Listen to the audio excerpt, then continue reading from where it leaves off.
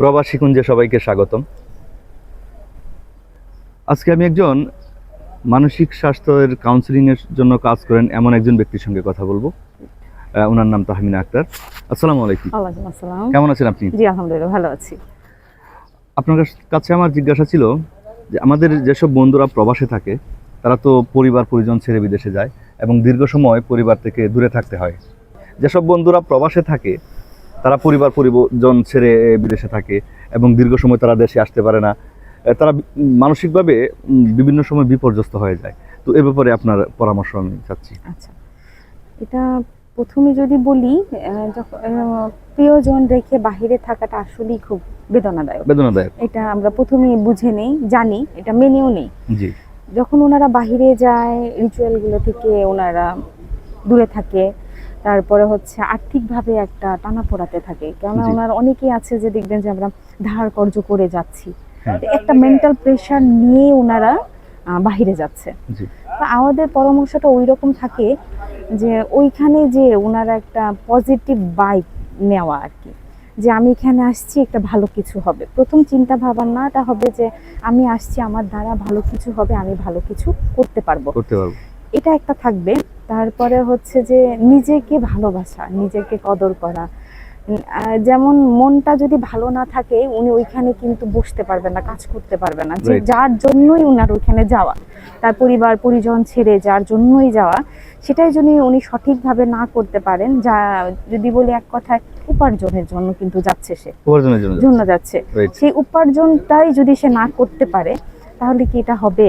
সে কিন্তু আরো মানসিকভাবে ভেঙে যাবে।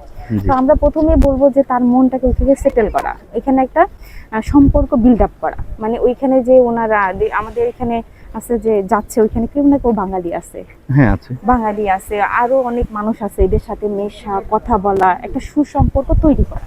যখন একটা সুসম্পর্ক তৈরি হবে ওনাদের সাথে একটা মন কিন্তু মিশে যাবে, মানে ফ্রেন্ড সার্কেল হয়ে যাবে, ফ্রেন্ড সার্কেল হবে, পরিবেশের সঙ্গে সম্পর্ক হয়ে যাবে। তখন কি হবে, তার এই যে বাংলাদেশের প্রতি যে একটা টান, এটা তো থেকেই যাবে। তারপর ওইখানে একটু ডিস্ট্রিবিউট হবে যে এখানে আমি একটু বসতেছি, কথা বলতেছি, আনন্দ পাচ্ছি। হ্যাঁ, আমি বাংলাদেশে আমি সব রিচুয়ালে আসতে পারছি না, সবকিছু করতে পারছি না, ওই সম্ভব না, কিন্তু ওইখানে বসে ছোট ছোট কিছু করা, নিজেকে একটু ভালোবাসা। বলে না ওই যে আমাদের দেখবেন যে শরীরে রোগ হলে আমরা যখন ডাক্তারের কাছে যাই, মনের রোগ হলে, মনেরও কষ্ট পেলে, এই মনকে সুস্থ করার জন্য মনকে দরদ দিতে নিজেকে ভালোবাসতে হবে, এটা একটা। তারপরে যদি বলি শারীরিক মানে ব্যায়াম করা, নিট এন্ড ক্লিন থাকা, নিজেকে পরিপাটি রাখা। আপনি দেখবেন নিজেকে পরিপাটি রাখলে আপনাকে ভালো লাগবে। যেমন আপনি যদি আপনার রুমটাকে পরিপাটি রাখেন, সারাদিন কাজ শেষে যখন আপনি রুমে ঢুকবেন, অগোছালো রুম মানে আপনি বিরক্ত, তখনই আপনার মাথার ভেতরে অসহ্য লাগবে, ভালো লাগবে না। মানে আমরা যারা ব্যাচেলর থাকি বা বিদেশে যারা ব্যাচেলর থাকে, মানে সবাই অগোছালো থাকে তা বলবো না, কেউ কেউ অগোছালোই থাকে আর কি। আচ্ছা, তো এই অগোছালো থাকে, তা ওই এটাই আমরা বাংলাদেশ থেকে, যেমন আপনারা অনেক মানুষ পাঠাচ্ছেন, আপনি বাংলাদেশের প্রায় 1,60,00,000 উপর মানুষ বৈধভাবে বিদেশে যাচ্ছে। আমরা আমার যতটুকু জানা মতে যাওয়ার আগে এদের একটা কিন্তু কাউন্সিলিং দেওয়া হয়, প্রাথমিকভাবে একটা কাউন্সিলিং দেওয়া হয়, একটা প্রিভার্সাল ট্রেনিং দেওয়া হয়। তো ওই সময় যদি আপনাকে বলে, আপনারা যদি একটু শিখান, একটু বলেন, বুঝান যে আপনারা নিজে পরিপাটি থাকেন, নিজের আশেপাশটাকে একটু পরিপাটি রাখেন। পরিপাটি মানে ওই যে বলেন না যে সবকিছু জায়গা জায়গা জায়গা জায়গা, ওইটা না, একটু সুন্দর স্থির ভাবে রাখা, গুছানো, দেখলেই জানে ভালো লাগে, মনটা ভালো লাগে, এই জিনিসটা করা। তারপরে হচ্ছে পরিবারকে যতটুকু সময় সে পায় একটু সময় দেওয়া, ভালো কিছু নেওয়া, আবার ফোন বা কথা বলা, হ্যাঁ, আর নেগেটিভিটিটা একটু দূরে থাকা। মানে আমি যা চিন্তা করবো, আপনি যদি বলেন একটা গ্লাস আমি দেখছি, গ্লাসে অর্ধেকটা পানি আছে, অর্ধেকটা নাই, আমি কি চিন্তা করবো যে কেন নাই?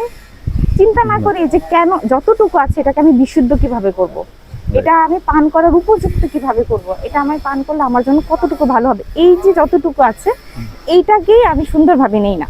তাই পজিটিভ দিকটা বেশি নেই, নেগেটিভটা ছেড়ে দেই, মনকে শান্ত রাখি, মনকে ভালোবাসি। আশেপাশে জিনিসগুলো, নতুন জায়গায় গিয়েছি, এটা ভাবি যে নতুন জায়গায় গিয়েছি, সুন্দর জায়গায়, একটু আমি দেখি, বুঝি, ভালোবাসি। হ্যাঁ, এখানে বলবেন যে যারা বাহিরে থাকে এটা খুব বেদনাদায়ক যখন তার পরিবারের জন চলে যায়, এটা কিন্তু ভীষণ, শেষবারের মতো দেখতে পারে না। রাইট, এটা আমার যেসব বন্ধুরা প্রবাসে থাকে তারা যখন শুনে যে আমার এক আত্মীয় মারা গিয়েছে, অথবা বন্ধু বান্ধবের ভিতরে আর প্রতিবেশীর ভিতরে কেউ একজন মারা গিয়েছে, অথবা কোনো একটা অ্যাক্সিডেন্ট ঘটেছে, তখন আসলে তারা হতাশ হয়ে পড়ে। আচ্ছা। কারণ তারা চাইলেই তখন দেশে আসতে পারে না। অনেকগুলো কারণ থাকে তার ভিতরে। এর ভিতরে আপনার ফিনান্সিয়াল কারণ হইতে পারে, ভিসা বাতিল হয়ে যাবে, অথবা ছুটি পাচ্ছে না। সব সময় তো চাইলেও আসা যায় না, আর একটা সময় সাপেক্ষেরও ব্যাপার। তো সেই সময়টাতেই আমাদের প্রবাসী বন্ধুরা প্রচুর হতাশ হয়ে পড়ে। তখন তারা কি করবে? হ্যাঁ, এটা একটা সুন্দর কথা। দেখেন, মানে এই যে আপনি বললেন চাইলে আসা যায় না, একটা জায়গায় যে আপনি একটা টাইম টেবিল আছে যে এই টাইমের আগে আপনি আসতে পারবেন না, বাধা ধরা একটা নিয়ম আছে। এরকম নিয়মের জন্য আপনার প্রিয়জন চলে গেছে, ওনার প্রিয়জনটা চলে গেছে, দেখা যায় বাংলাদেশে থেকেও আমরা অনেক সময় যেতে পারি না। এটা ধরে নেই না যে আমি বাংলাদেশে আছি, যেতে পারছি না। আমাদের যে যে রিচুয়ালে আছি তার জন্য আমি এসে দেখাটা আসলে খুব কষ্টকর, কিন্তু ওইখানে থেকেও কিছু আমি যদি করতে পারি এটাও কিন্তু অনেক। আরেকটা বিষয় ওরা যদি মাথায় রাখে যে আসলে মৃত্যু তো সুন্দর, মৃত্যু স্বাভাবিক, মৃত্যু এটা চিরন্তন, এটা হবেই। এটাই আমি আপনাকে বলতে চাচ্ছি, ওইখানে বসে উনি যদি ওনার জন্য ধরেন দোয়া করে, মুসলিম হোক, যে যে রিচুয়ালে হোক, সেই রিচুয়াল থেকে তার ওই ব্যক্তিটার জন্য দোয়া করা, মাফাত করা, তারপর তার জন্য এরকম কিছু করা যেটা যাকে নিজের আত্মার তৃপ্তি পাওয়ার জন্য অনেক সময় আপনার কেউ দান করে, রাইট, এইগুলা করে নিজেকে মানে শান্ত রাখা, পজিটিভ ভাবে নেওয়া যে মৃত্যু আমারও আসতে পারে, আমারও হতে পারে, হতে পারে। তো এটা সুন্দরভাবে নেওয়া আর এটাকে অ্যাকসেপ্ট করা, মানে পজিটিভটা অ্যাকসেপ্ট করা। আর আমরা সবাই জানি জন্ম আমাদের হয়েছে, মৃত্যু হবে, যে আজ বা কাল।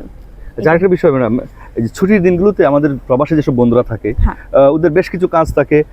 কেউ কেউ ছুটির দিনে কাপড় চোপড় ধোয়, আর কেউ কেউ আপনার একটু ঘুমায় বেশি ছুটির দিনে, আবার অনেকেই আছে ঘুরতে যায়, মানে এইভাবে তারা ছুটির দিনটাকে মানে স্পেন্ড করে আর কি। আপনার মতামতটা কি, ছুটির দিনটা কিভাবে কাটানো যায়? আমাদের বাংলাদেশে দেখবেন যে আমরা ছুটির দিন মানে হচ্ছে যত কাজ আছে সেদিন সারতে হবে, রাইট। কিন্তু না, ছুটির দিন হচ্ছে আপনার ওই 7 দিনের ফুলিং দেওয়া, মানে এই আপনি যাচ্ছেন, বাইরে যাচ্ছেন, আপনি 7 দিনের জন্য নিজেকে রিফ্রেশ করা, আপনি গাড়িতে তেল ভরতেছেন, 7 দিন শেষ, এরপরে এই গাড়িটাকে একটু যত্ন করবেন। যত্ন যদি না করেন গাড়িটা আপনার চলবে না, মনটা ভালো থাকবে না। আপনি কি করেন, হ্যাঁ আপনি আপনার পরিপাটি করে কাজ করেন, একটা সময় রাখেন, বিকাল টাইমটা রাখেন যে আমি ঘুরতে যাব। এই যে আপনি ঘুরে আসার পর আপনার মনটা যে ভালো হবে, ওই বাকি 6 দিন কাজ করার জন্য আপনাকে মানে খুব ভালো অনুপ্রেরণা দিবে, মানে ঘোরাটা তো দরকার। তো প্রবাসে যারা থাকে তাদের জন্য দোয়া রইল।